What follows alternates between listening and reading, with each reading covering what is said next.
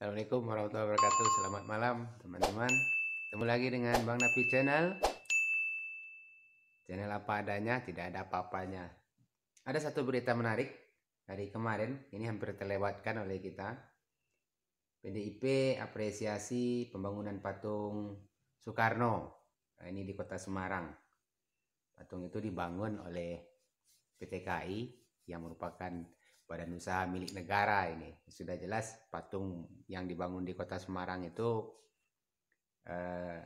dibangun dengan uang negara, tapi entah apa tujuannya patung itu dibangun di pusat Kota Semarang. Yang menarik, ketika patung itu dibangun tahun lalu PT KAI merilis laporan bahwa diperkirakan menjelang akhir tahun 2020 kemarin akibat corona PT KAI akan merugi 3,4 triliun. Nah ini menarik. Jadi sudah ada potensi kerugian. Ini defisit, ini beritanya. PT KAI mengalami defisit 3,4 triliun sampai akhir tahun 2020 kemarin di laporan akhir tahunannya. Menariknya kemarin atau bulan ini masih sempat-sempatnya membuat patung. Belum lagi ini masalah yang ada di PT KAI yang saat ini salah satu komisarisnya Pak Kiai Said Akil Siraj yang sudah berubah profesi menjadi promotornya KAI, jadi yang mempromosikan KAI kian kemari. Ini kontradiksi berita hari ini dengan hilangnya 3 diorama, 3 patung yang menjadi diorama di Makostrad, di Markas Kostrad, di Museum Markas Kostrad. Kita bicara soal museum seperti yang kita sampaikan kemarin, itu tentu ada aturannya. Itu mau ada perubahan di pengelolaan museum itu ada aturannya, tidak mungkin tidak ada aturannya, jelas ada aturannya. Kita ingat ada dulu PP nomor 19 tahun 1995, peraturan pemerintah nomor 19 tahun 1995 yang dibuat zaman Pak Harto, itu terkait dengan pengelolaan benda cagar budaya. Kemudian peraturan pemerintah itu dianulir dan diubah lewat PP, lewat peraturan pemerintah nomor 66 tahun 2015 oleh Pak Jokowi. Nah, dalam salah satu pasalnya, ini pasal 19 ayat 1, 2 dan 3-nya ini menjelaskan tentang pengelolaan benda-benda yang ada dalam museum. Kita bacakan ini pasal 19 ayat 1-nya. Penghapusan koleksi sebagaimana dimaksud dalam pasal 18 dilakukan oleh tim penghapusan koleksi yang dibentuk dengan keputusan kepala museum. Jadi bisa saja ingin dihilangkan, dirubah atau apa, tapi ada aturannya. Nah, ini aturan yang pertama.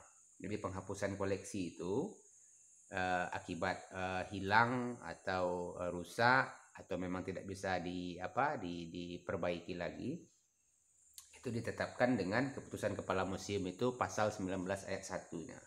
Pasal 9 ayat 2-nya berbunyi, tim sebagaimana dimaksud pada ayat 1 bertanggung jawab melakukan kajian dan dari aspek yang A, ilmiah, dan B, fisik.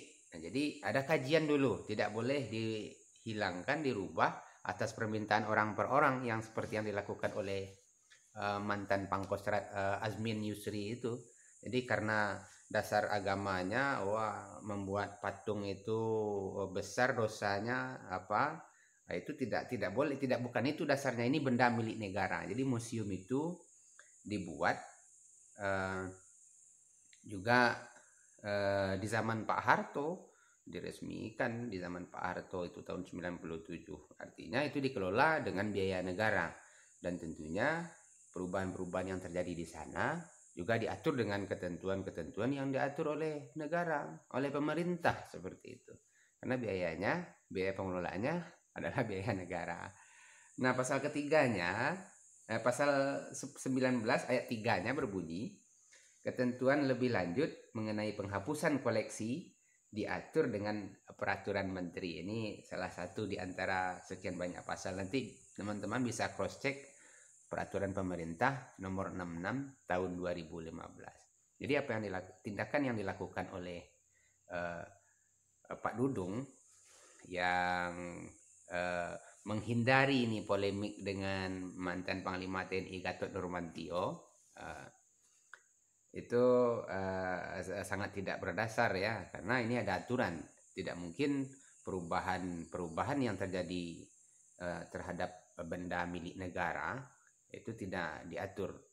Ini mau tukar plat nomor mobil saja yang menjadi aset negara, plat merah itu ada aturannya, itu aset milik negara. Mau tukar bohlam lampu saja ditukar-tukar sendiri saja tidak bisa, itu dianggap nanti korupsi begitu. Mau kita pakai uang kita sendiri nanti diganti, itu salah. Teknisnya tidak seperti itu kalau mengelola aset milik negara, termasuk museum, karena diatur dengan peraturan pemerintah. Silakan teman-teman cross check. Ini sangat miris kita, ada 3 diorama sejarah hilang di Makostrat. Lalu ada patung Bung Karno yang dibangun oleh PT KAI di Semarang, yang fungsi dan tujuannya tidak jelas seperti itu. Dan lucunya lagi, beberapa waktu lalu, itu tahun kemarin, itu ada lagi patung Bung Karno yang dibangun di depan gedung Kementerian Hukum dan HAM. Fungsinya apa coba? Takut orang dengan patung itu kan tidak.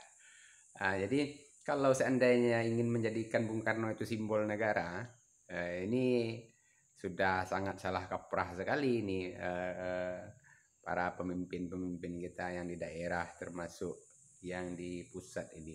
Jadi Bung Karno itu akan diingat oleh sejarah. Jadi bagaimana masyarakat mengingat Bung Karno dalam sejarah itu, ya perbaiki sejarahnya. Tapi fakta sejarah tidak akan pernah bisa dibohongi.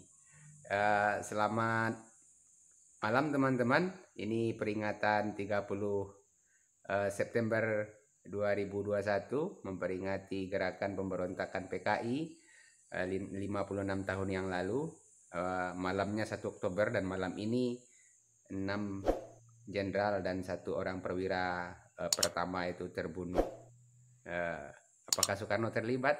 Kita tidak tahu. Yang jelas fakta sejarah tidak bisa dibohongi. Assalamualaikum.